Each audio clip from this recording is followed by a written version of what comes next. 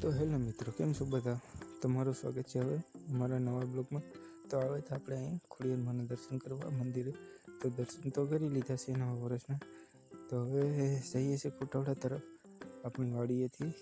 તો હવે જઈએ ખોટવડા ને ત્યાંથી જોઈએ હવે. તો મિત્રો ખોટવડા પૂગ્યા હતા તો થયું કે હાલો બગદાણા જઈએ બધા મિત્રો કે. તો હવે બગદાણા તરફ નીકળી ગયા છે. હું ને કાર્તિકભાઈ આગળ નીકળી ગયા, દીપકભાઈ ને અક્ષી પાછળ આવે છે.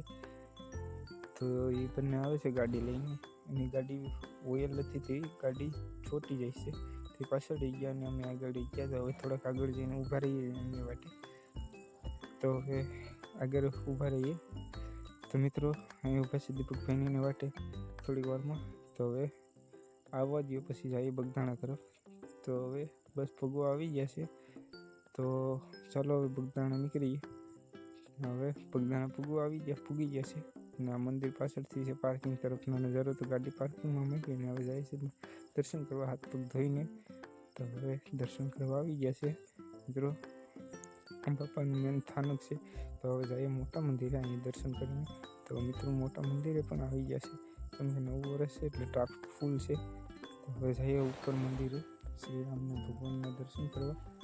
તો ચાલો હવે જઈએ. આ કાર્તિકભાઈ અક્ષયભાઈ પાછળ છે, દીપકભાઈ આગળ છે. તો જઈએ હવે દર્શન કરવા. તો હવે દર્શન કરીને જઈએ પછી પ્રસાદી લેવા. ને હવે અંદરનો નજારો મંદિરનો તમને બતાવીએ ઉપરથી. તો દર્શન કરી લઈએ ભગવાન શ્રીરામના. દર્શન કરી હવે મંદિરનો નજારો બતાવીએ મિત્રો. આવી રીતનું મંદિર છે, તમે આવ્યા હોય તો કોમેન્ટ કરી દેજો. ને હવે જઈએ પ્રસાદી લેવા. તો મિત્રો પ્રસાદી લેવા આવી ગયા છે. ટ્રાફિક ફૂલ છે પ્રસાદી લેવા માટે. ને હવે પ્રસાદી લઈને ઘર તરફ નીકળી ગયા છે. તો હવે જઈએ છીએ ધીરે ધીરે. દીપકભાઈને પાછળ રહી ગયા છે. તો હવે ચાલો ઘરે જઈએ. બ્લોગ સારો લાગ્યો હોય તો લાઈક શેર સબસ્ક્રાઈબ કરી દેજો. ચાલો મળીએ હવે નવા બ્લોગ.